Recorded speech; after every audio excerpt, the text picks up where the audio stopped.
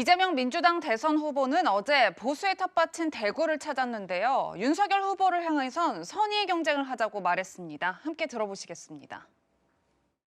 후보로 되신 거 축하드리고요. 우리가 정쟁이 아니라 어떻게 하면 우리 국민들의 삶을 더 낫게 만들고 우리 국가를 더 희망적으로 만들지 선의의 경쟁, 잘하기 경쟁을 했으면 좋겠습니다.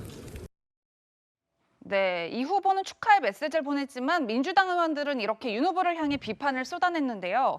김태년 의원은 SNS를 통해 역대 후보 중 가장 수준 낮은 후보다라고 비판을 했고, 안민석 의원도 검찰공화국을 향한 포문을 열었다라면서 이렇게 강도 높게 비판을 하고 나섰는데, 최 교수님, 일단 이재명 후보와 민주당 의원들의 반응 조금 다른 것 같아요. 그렇죠. 이재명 후보는 이제 경쟁자잖아요. 그리고 첫날이잖아요. 당선되자마자부터 막 험한 말 하면 안 된다고 봐요. 저는 잘했다고 봅니다. 이재명 후보가 당선 축하드리고 선의 경쟁을 하자. 당연히 그렇게 해야죠. 그리고 이제부터 이제 본선 나가서 경쟁자가 결정됐으니 이제부터는 이제 싸움을 하겠죠. 싸움이라고 제가 표현했으니까 뭐 거칠게 싸울 수도 있고 아니면 서로가 서로를 공격할 수도 있고 그러지 않겠습니까? 그런 네. 부분은 충분히 가능하다고 보고요. 다만 이제 민주당 의원들은 일단 윤 후보가 이제 후보로 확정됐으니 이제부터 공격을 한다고 저는 봐요. 뭐 마찬가지 아니겠어요. 국민의힘이든 민주당이든 상대 후보에 대해서 여러 가지 공격도 하고 이러는 것이 이제 일반적으로 대선 과정에 있는 일이니까 그런 하나의 일환으로 봐야 될 것 같고요. 아마 이제 두 분이 얼마나 국민의 마음을 얻느냐가 중요할 거라고 생각해요. 이제는. 그러니까 예. 뭐 아까 이현정 의원 얘기했던 부분 중에 제가 이제 동의하는 부분은 정말 국민을 잘 살게 만들 수 있는 능력을 갖고 있느냐가 정말 중요한 어떤 그 기준이 될 겁니다. 그런 부분들을 두 후보가 얼마나 잘 설득해내느냐 국민들을 그게 저는 중요하다고 생각하고 이제는 뭐 다른 사람의 빛을 받아서 반사하는 형태의 문제가 아니라 본인의 능력으로 빛을 발할 수 있는 능력 이런 능력을 잘 보여주는 게 필요하지 않겠나 그렇게 생각합니다. 네. 이 첫 번째 한랭킹 마지막 질문으로 이현종 의원께 이런 질문 드리겠습니다.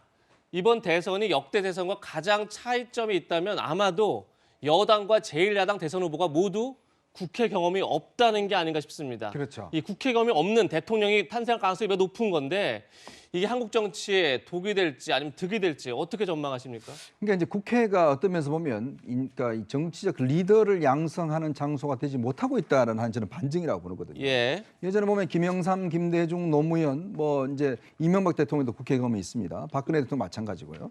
여태 대통령 다 국회 경험을 거쳤습니다. 네. 더군다나 지금은 예전과 달리 대통령의 어떤 절대적 권한보다는 국회 입법 기능이 굉장히 강조시되는 부분이에요. 즉 대통령이 어떻게 국회를 잘 설득하냐에 따라서 국정 운영을 잘 할 수가 있는데 그러려면 국회 내부 시스템이나 그다음에 국회의원들과의 관계라든지 이런 게 이제 능해야 되는데 예. 문제는 두 분 다 지금 국회 경험이 없습니다. 그만큼 어떤 면에서 보면 국회가 실질적으로 대통령이라는 후보를 키우지 못하고 있는 거 아닌가. 이거는 국회의 어떤 정치적 능력, 정책적 능력이 지금 굉장히 떨어지고 있다는 저는 반증이라고 봅니다. 즉 그만큼 각 당의 공천이 정치적 리더들을 잘 키워내고 있지 못하다는 하나의 반증이고 또 너무나 정치적인 싸움, 그다음에 팬덤 정치에 빠져 있다. 그게 뭐냐면 결국은 본인의 개인적인 능력보다는 자기 진영에 어떻게 잘 보일 것인가 이것만 잘하면 이제 뭔가 유명한 사람이 되는 이런 지금 국회 구조가 돼 있거든요. 예. 그렇다 보니까 결국은 바깥에 있는 새로운 인물에 대한 국민들의 갈망이 있는 거죠. 매일같이 똑같은 정쟁 벌이다 보니까 이제 국회의원에 대해서 실증나고 국회의원에 대해서 국민들이 혐오감을 느끼게 되는 이제 그러다 보니 장외에 있는 사람이 좀 새로워 보이는 거거든요.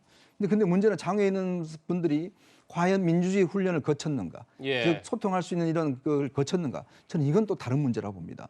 이제 그랬을 경우에 두 사람 다 이제 어떤 한 분이 대통령이 되시겠지만, 과연 국회를 거치지 않았기 때문에 물론 뭐 잘할 수는 있겠죠.